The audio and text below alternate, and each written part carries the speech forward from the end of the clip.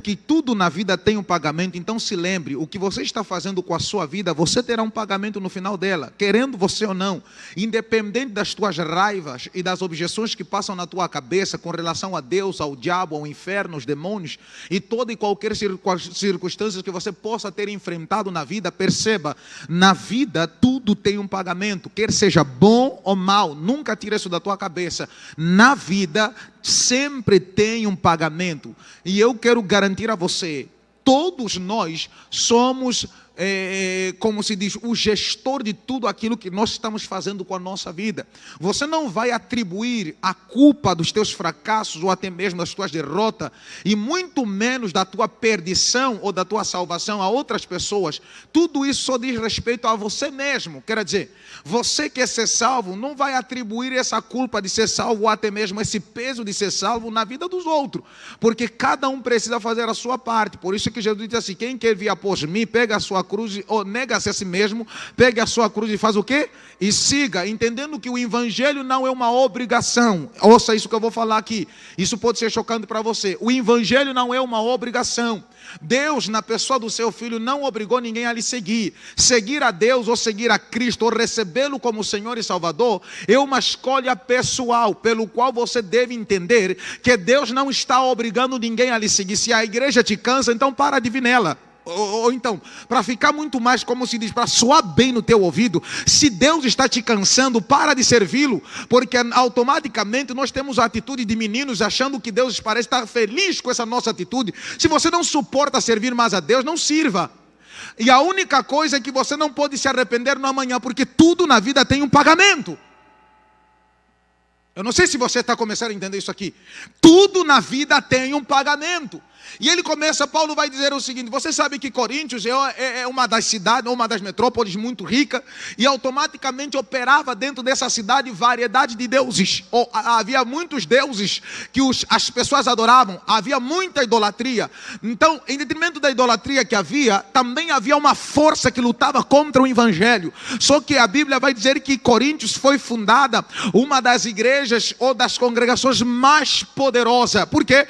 Porque foi em Coríntios aonde foi fundamentado, Paulo fundamentou a igreja mais poderosa pelos dons do Espírito Santo. E se você ler 1 Coríntios capítulo 12, você tem o respaldo do que eu estou falando. A Bíblia vai dizer que essa igreja agora, ou essa congregação fundada pelo apóstolo Paulo, ela agora cresce de tal maneira que os dons são manifestos.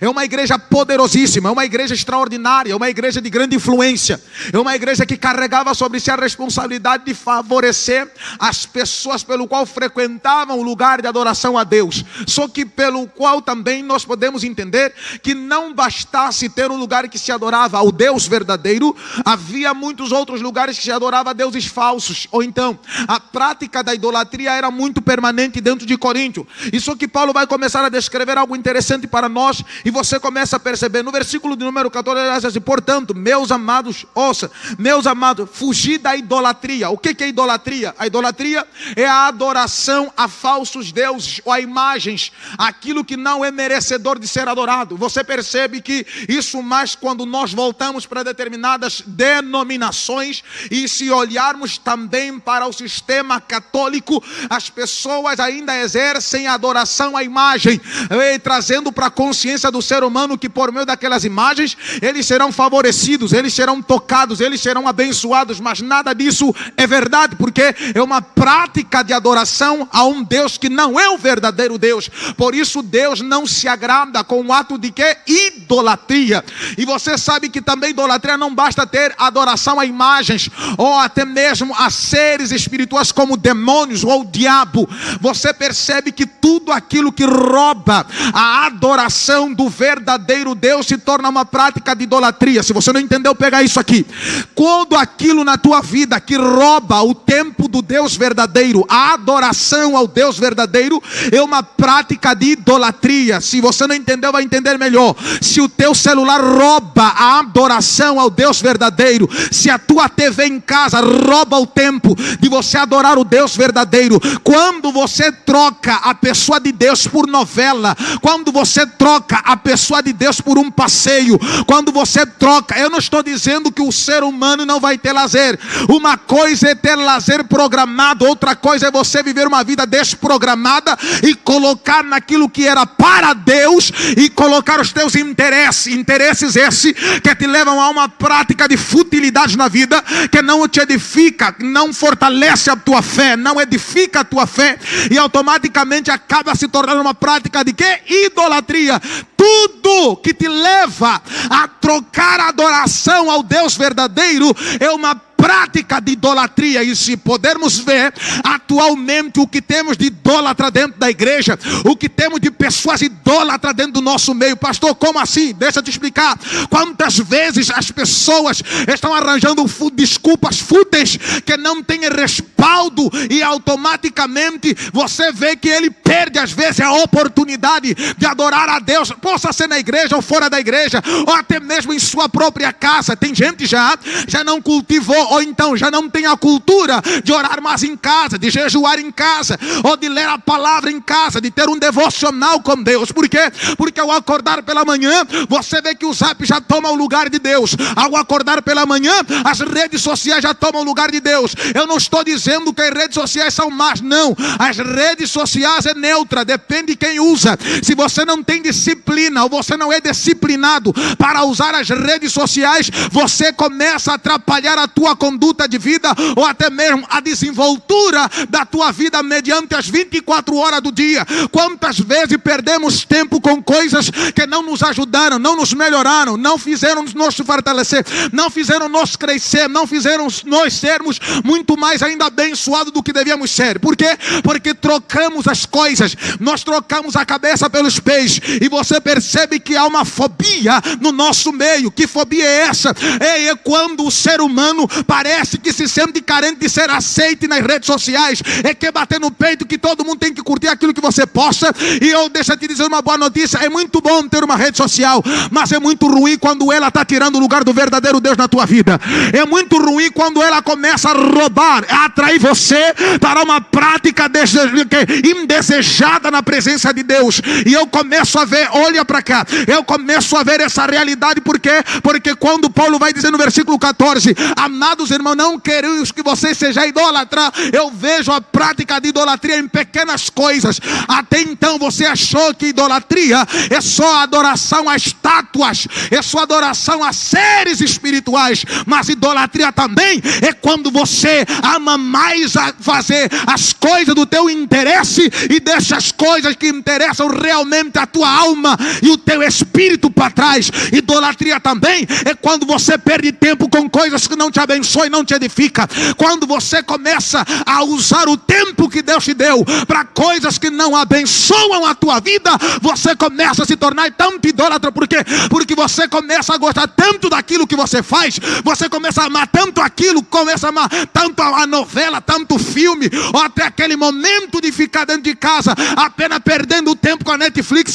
Eu não estou dizendo que você não vai ter lazer. O que eu estou dizendo é, quando tudo isso, que são atrações que te levam às vezes a se alegrar no meio da tua família, roubam a presença do verdadeiro Deus, se torna um Deus para você. É por isso que tem gente que tem a novela como Deus. Se não assistir aquele episódio, parece que o dia não correu bem, parece que o dia não vai ser bom, parece que o dia não vai ser feliz. Por quê? Porque a novela se torna Deus para a vida daquela pessoa.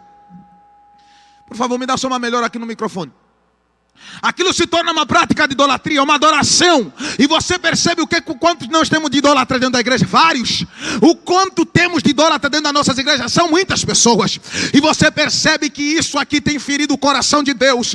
Hoje mesmo, tá bom, tem dia de chuva, até como se diz, ainda a gente olha para determinadas pessoas, ainda fala assim, não, tem como não vir no culto. Mas tem gente que isso é bando de sem vergonha. O que eu acho, eu não estou dizendo que você tem que concordar comigo, mas eu só acho que muita gente fica aí por detrás das coisas, como se diz, por detrás das mantas, buscando ferramentas fúteis para se defender dos seus próprios pecados. E hoje em dia, o que tem de homem defendendo os seus erros com a Bíblia, defendendo os seus pecados com a Bíblia, defendendo as suas mazelas com a Bíblia. Ah, porque não? Eu não vi. Tem gente hoje, se nós irmos para a casa dele, eu te garanto, se batemos a porta de pelo menos 5 pessoas no dia de hoje, nós vamos ver que está na frente do sofá, está vendo TV, está vendo besteira, e eu te pergunto, não veio por culto porque não é obrigação. Eu estou dizendo, vir para a igreja ou adorar a Deus não é um ato de obrigação, é um ato de voluntariedade e amor a Deus. Se realmente você tem a Cristo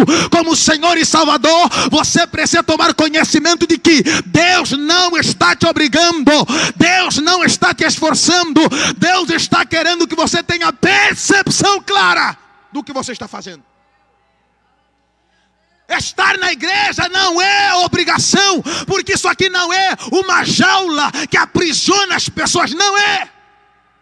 Servir a Deus deve ser por um ato de voluntariedade e amor a Ele. Se você serve a Deus porque acha que tem medo do inferno, medo dos demônios, hoje eu quero abrir o teu entendimento para essas coisas aqui. Quando nós paramos e começamos a ver o texto, você vai perceber, versículo 15 está dizendo assim: e eu falo para homens sábios, julgai o que digo. Versículo 16, o cálice de bênção que nós abençoamos não é comunhão do sangue de Cristo. O pão que nós partimos não é comunhão com o corpo de Cristo. 17, porque nós, sendo muitos, somos um só pão e um só corpo, porque todos somos participantes de um só pão. 18, vede Israel, segundo a carne, não são os que comem dos sacrifícios participantes do altar. Agora aí começa a vir um versículo muito chave também, 19. E o que eu digo então, que o ídolo é alguma coisa, ou o que é oferecido em sacrifício aos ídolos é alguma coisa. 20, mas eu digo que as coisas